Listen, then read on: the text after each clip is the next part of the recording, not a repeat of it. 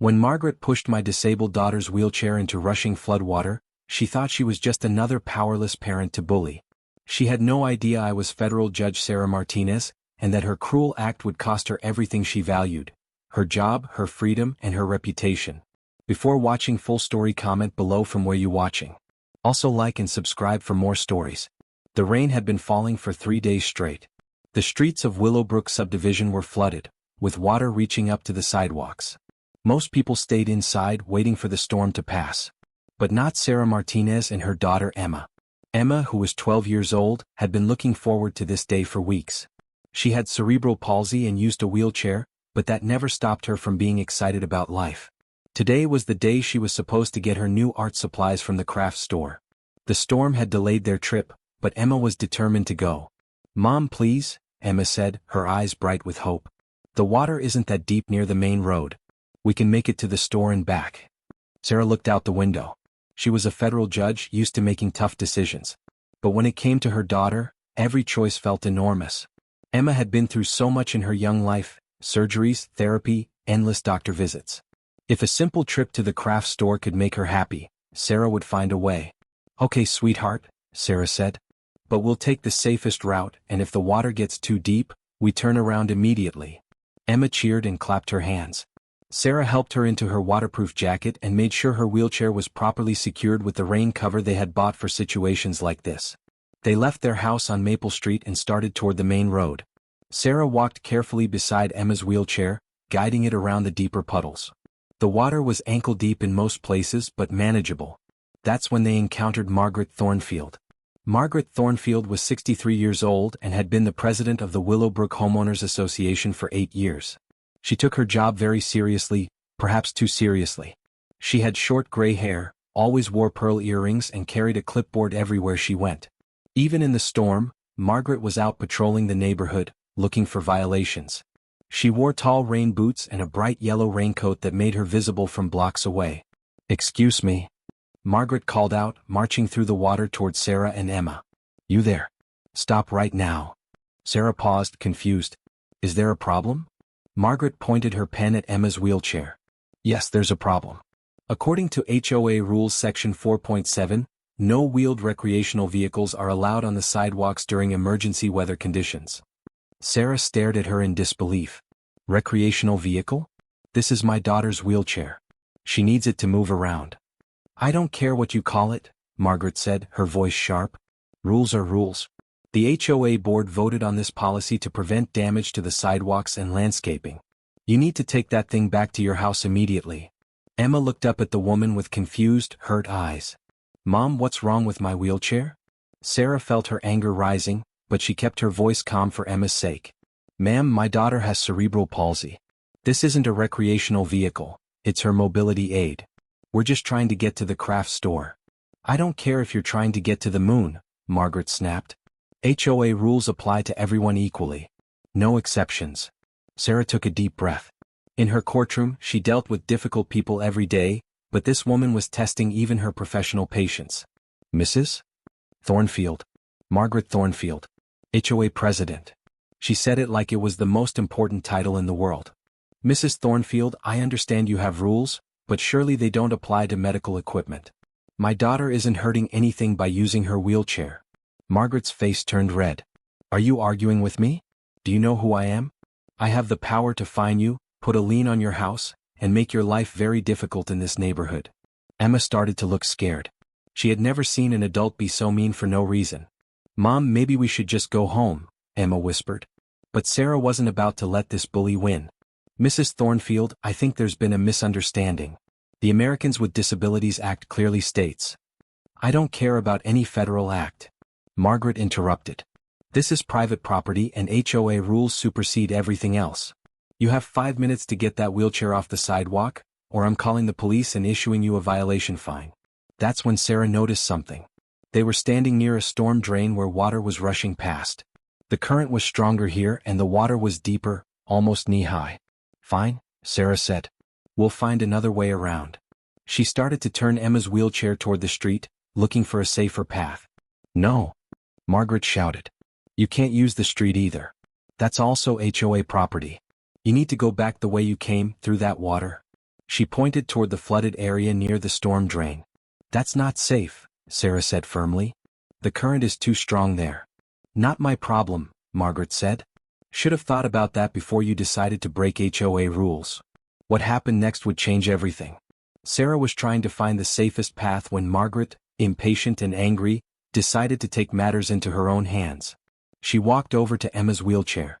If you won't move it, I will, Margaret said. Don't touch my daughter, Sarah warned, but Margaret wasn't listening. Margaret grabbed the back of Emma's wheelchair and gave it a hard push toward the flooded area near the storm drain. No! Sarah screamed, but it was too late.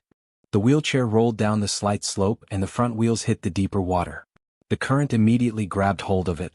Emma's wheelchair began to tip and slide sideways toward the rushing water of the storm drain. Emma screamed in terror as cold, dirty floodwater began to splash up around her legs and waist. Sarah lunged forward, fighting against the current to reach her daughter. The water was up to her thighs now, and the force of it nearly knocked her over. She grabbed onto Emma's wheelchair just as it was about to tip completely over. Emma, hold on, baby. I've got you. With strength she didn't know she had, Sarah pulled the wheelchair back from the edge of the storm drain and lifted Emma out of the seat. Her daughter was soaking wet, shivering and crying. Mom, I was so scared, Emma sobbed. Sarah held her daughter tight, both of them dripping with floodwater. Emma's special rain jacket was torn, and her legs were scraped from where the wheelchair had tilted. Margaret Thornfield stood there watching, looking annoyed rather than concerned. Well, now you see what happens when you don't follow HOA rules, Margaret said coldly. Maybe next time you'll listen to authority. Sarah looked at this woman with pure fury in her eyes, but she said nothing. Her priority was getting Emma home safely. Back at home, Sarah helped Emma into dry clothes and made sure she wasn't seriously hurt. Emma was shaken but physically okay except for some scrapes and bruises. Mom, why was that lady so mean to me? Emma asked as Sarah bandaged a cut on her leg. Some people are just mean, sweetheart. But don't worry about her anymore. But Sarah was worrying about Margaret Thornfield. A lot. After Emma was settled with hot chocolate and a movie, Sarah went to her home office and opened her laptop. She had some research to do. First, she looked up the Willowbrook HOA documents. She read through every page of their rules and regulations. Nowhere did she find Section 4.7 that Margaret had mentioned. In fact, there was no mention of wheelchairs or mobility aids being restricted at all. Margaret had made it up. Then Sarah looked up Margaret Thornfield herself. What she found made her even angrier. Margaret had a history of bullying behavior in the neighborhood. Over the past 3 years she had filed complaints against an elderly man for using a walker on the sidewalk, a military veteran for having a handicap parking permit, a single mother for her son's bicycle being too loud, multiple families for minor landscaping issues. But the most disturbing thing Sarah found was a pattern of targeting people with disabilities and those she perceived as different or vulnerable. Margaret Thornfield wasn't just a difficult HOA president. She was a systematic bully who abused her small amount of power to make life miserable for people who couldn't fight back. Or so she thought. The next morning Sarah made some phone calls. As a federal judge, she had resources that Margaret Thornfield couldn't even imagine. Her first call was to the Department of Justice Civil Rights Division. Hi, this is Judge Sarah Martinez. I need to report a potential ADA violation involving intimidation and endangerment of a disabled child. Her second call was to the FBI field office. This is Judge Martinez. I need to report what may be a civil rights violation involving a pattern of harassment against disabled individuals. Her third call was to the IRS. This is Judge Martinez. I'd like to request an audit of a homeowners association that may be operating outside of its nonprofit status. Within hours, Sarah had 3 different federal investigations opening up around Margaret Thornfield and the Willowbrook HOA. But Sarah wasn't done. She also called her friend Lisa, who was an investigative journalist for the city newspaper. Lisa, I have a story for you about HOA abuse and disability discrimination. Are you interested? Over the next week, while Emma recovered from her trauma, Sarah worked behind the scenes to build a case that would ensure Margaret Thornfield could never hurt another vulnerable person again. The Department of Justice investigation revealed that Margaret had been systematically violating the Fair Housing Act and the Americans with Disabilities Act. She had denied reasonable accommodations to multiple disabled residents and had created a hostile environment for anyone with mobility aids, service animals, or accessibility needs. The FBI investigation uncovered that Margaret had been using her position to harass and intimidate residents based on protected characteristics, not just disability, but also race, family status, and national origin. Several families had moved out of the neighborhood specifically because of her behavior. The IRS audit revealed that Margaret had been using HOA funds for personal expenses, including expensive dinners, spa treatments, and even a vacation to Europe that she claimed was for HOA education purposes. But the most damaging evidence came from Margaret herself. The journalist Lisa had convinced her to do an interview, telling her it would be a positive story about effective HOA leadership. Margaret, proud and arrogant, had bragged about her strict enforcement of rules. She had specifically mentioned her policy of not tolerating wheelchairs and other equipment that damages our beautiful sidewalks. When Lisa asked about the incident with Emma, Margaret had said, "Sometimes you have to be firm with people who think the rules don't apply to them. If that little girl got wet, maybe her mother will think twice before breaking HOA regulations again." Margaret had no idea that everything she said was being recorded. 2 weeks after the incident, Margaret Thornfield received her first legal notice. It was hand-delivered by a federal marshal to her front door. She was being sued in federal court for violating the Americans with Disabilities Act, the Fair Housing Act, and several other federal civil rights laws. The plaintiff was listed as Emma Martinez, a minor, by and through her guardian Sarah Martinez. Margaret laughed when she saw it. "Some nobody thinks they can sue me? I have the best HOA lawyer in the state." She called her lawyer, confident that this would be quickly dismissed. "Margaret," her lawyer said after reviewing the documents, "do you know who Sarah Martinez is? Some troublemaker with a disabled kid who doesn't want to follow rules." "Margaret, Sarah Martinez is a federal judge. She's been on the bench for 15 years. She specializes in civil rights cases." For the first time, Margaret felt a flutter of concern. So what? She can't judge her own case. No, but she knows exactly how to build one. And Margaret, this case is being assigned to Judge Robert Chin. He's known for maximum penalties in civil rights violations. Lisa's article came out 3 days later. The headline read, "HOA President Pushes Disabled Child into Floodwaters, Faces Federal Charges." The story went viral within hours. Local TV stations picked it up, then national news networks. Social media exploded with outrage. Margaret's photo was everywhere, along with security camera footage from a nearby house that had captured the entire incident. The video clearly showed Margaret pushing Emma's wheelchair toward the dangerous floodwater while Sarah screamed for her to stop. The footage also showed Margaret walking away without any concern for Emma's safety as Sarah struggled to save her daughter from the rushing water. Public reaction was swift and furious. Margaret's employer, a real estate company, immediately fired her. The HOA board held an emergency meeting and voted unanimously to remove her as president. Several major companies pulled their business from any properties managed by the HOA management company that had hired Margaret. Margaret's phone rang constantly with angry calls. Protesters gathered outside her house. She had to hire private security just to leave her home. "This is all a misunderstanding," she told reporters. "I was just enforcing reasonable rules." But nobody was buying it, especially after more residents came forward with their own stories of Margaret's bullying behavior. A month after the incident, Margaret received another visit from federal marshals. This time they weren't delivering papers, they were placing her under arrest. The charges were serious. A violation of civil rights under color of authority, federal felony. Endangering the welfare of a disabled child, federal felony. A conspiracy to deny civil rights, federal felony.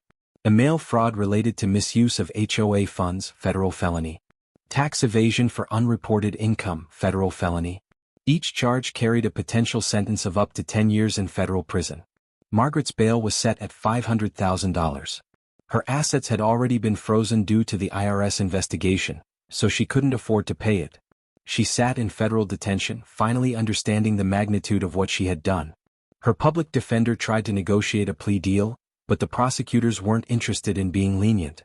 The case had become a symbol of the fight against discrimination and abuse of power. "My client made a mistake," her lawyer argued. "She didn't mean to hurt anyone. Your client pushed a disabled child into dangerous floodwater and showed no remorse," the prosecutor replied. "She has a pattern of targeting vulnerable people. This wasn't a mistake, it was deliberate cruelty." While the criminal case proceeded, Sarah's civil lawsuit moved forward as well. This was where Sarah's expertise really showed. She had built an airtight case documenting not just the incident with Emma, but Margaret's entire pattern of discriminatory behavior. She had witness testimony, video evidence, financial records, and Margaret's own recorded statements. The HOA tried to claim that Margaret was acting outside her authority, but Sarah proved that they had enabled her behavior for years by ignoring complaints about her discriminatory actions. During depositions, Margaret's arrogance finally began to crack. When Sarah's lawyer asked her if she felt any remorse for pushing a disabled child into floodwater, Margaret's response was telling. "I was doing my job. If people followed the rules, none of this would have happened." When asked if she understood that wheelchairs aren't recreational vehicles, Margaret said, "I don't care what you call them. They're all the same to me, wheeled objects that damage property." Her complete lack of empathy, even under oath, made it clear that this wasn't just ignorance, it was deliberate discrimination. The most powerful moment in the civil trial came when Emma testified. Now 13 and more confident after months of therapy to deal with her trauma, she spoke clearly about what had happened. "I was scared," Emma said. "I didn't understand why the lady was so angry at me for using my wheelchair. My wheelchair helps me go places and do things. Without it, I can't walk very far." The judge asked Emma how the incident had affected her. "I have nightmares sometimes about the water," Emma said. "And I was afraid to go out in my wheelchair for a long time. I thought other people might be mean to me too." Then Emma said something that brought tears to everyone's eyes. "But my mom taught me that most people are good, and that one mean person can't stop me from living my life. She said that sometimes bad things happen so that we can make sure they don't happen to other kids." Margaret, watching from the defendant's table, finally seemed to understand the real impact of her actions. The civil trial concluded with a unanimous jury verdict in favor of Emma and Sarah. The damages were substantial. $2 million in compensatory damages for Emma's pain and suffering. $500,000 in punitive damages against Margaret personally.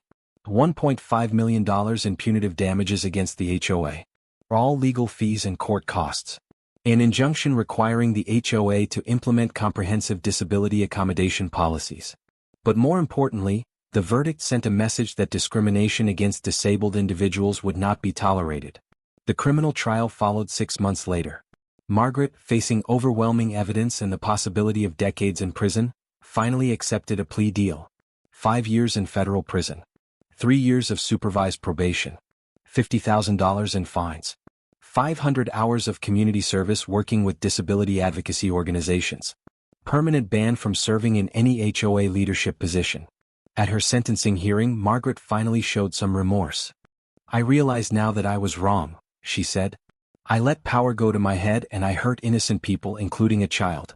I'm sorry for the pain I caused Emma and her family." But Judge Chin wasn't impressed by her late-arriving remorse.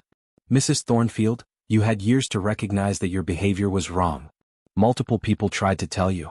You chose to continue targeting vulnerable individuals because you thought no one could stop you. This sentence reflects not just what you did, but who you chose to be." Margaret Thornfield went to federal prison, where she served her full sentence. The HOA was forced to completely restructure its leadership and policies. Several other residents who had been victims of Margaret's discrimination came forward with their own lawsuits. The management company that had enabled Margaret's behavior was also held accountable, facing multiple lawsuits and eventually going out of business. The case became a landmark precedent for disability rights and HOA accountability. Law schools now teach it as an example of how civil rights violations can carry serious federal consequences. Sarah used part of the settlement money to establish the Emma Martinez Foundation for Disability Rights, which provides legal assistance to families facing discrimination and helps communities create more inclusive environments. Emma, now a teenager, became an advocate for disability rights herself. She speaks at schools and community events, sharing her story and teaching others about inclusion and acceptance. "That scary day taught me something important," Emma often says in her speeches. "Sometimes the worst things that happen to us can become opportunities to help other people." 5 years after the incident, Willowbrook had become a model community for disability inclusion. The new HOA leadership implemented policies that went far beyond legal requirements. Accessible community events and meetings. Playground equipment designed for children with disabilities. Sensory-friendly community spaces. A buddy system for residents who need assistance during emergencies. Other communities across the country began adopting similar policies, not wanting to face the legal and financial consequences that Willowbrook had experienced. Margaret's case also led to new federal legislation strengthening penalties for civil rights violations by homeowners associations. The Emma's Law provision specifically protected the rights of disabled individuals in private communities. Sarah continued her work as a federal judge, but the case had changed her perspective. She became known for her tough stance on civil rights violations and her compassionate treatment of vulnerable victims. "Justice isn't just about punishment," Sarah often said. "It's about making sure that what happened to my daughter never happens to anyone else's child." Emma is now 16 years old. She's an honor student, a talented artist, and a confident young woman who happens to use a wheelchair. She's planning to study law in college, inspired by her mother's example and her own experience with the justice system. The craft store trip that was interrupted by Margaret's cruelty eventually happened. Emma bought her art supplies and created a beautiful painting that now hangs in the federal courthouse where her mother works. The painting shows children of all abilities playing together in a community park, with a small plaque that reads, "In memory of a scary day that taught us about courage, justice, and the power of standing up for what's right." Margaret Thornfield, now out of prison, works at a disability services center as part of her probation requirements. She's learned to see people with disabilities as individuals with their own hopes, dreams, and rights. It was a hard lesson, but perhaps not too late to matter. The floodwaters that nearly swept Emma away that day eventually receded. But the wave of change they set in motion continues to spread, making communities safer and more welcoming for everyone. Sometimes justice comes like a flood, sudden, powerful, and impossible to stop. And sometimes, the people who think they're above the law discover that they've picked a fight with someone who knows exactly how the law works. In the end, Margaret Thornfield learned that there's always someone more powerful than a petty tyrant with a clipboard. And Emma Martinez learned that even when the world seems scary and unfair, there are people who will fight to make it better. The story of the HOA Karen who pushed a disabled child into floodwater became more than just a tale of comeuppance. It became a reminder that in America, no one is above the law, and justice, when it finally arrives, can be as unstoppable as the rushing water that nearly claimed a little girl's life one stormy day in Willowbrook. This story is a work of fiction created to illustrate themes of justice, civil rights, and the protection of vulnerable individuals. While inspired by real issues of discrimination and abuse of authority, the characters and events are fictional.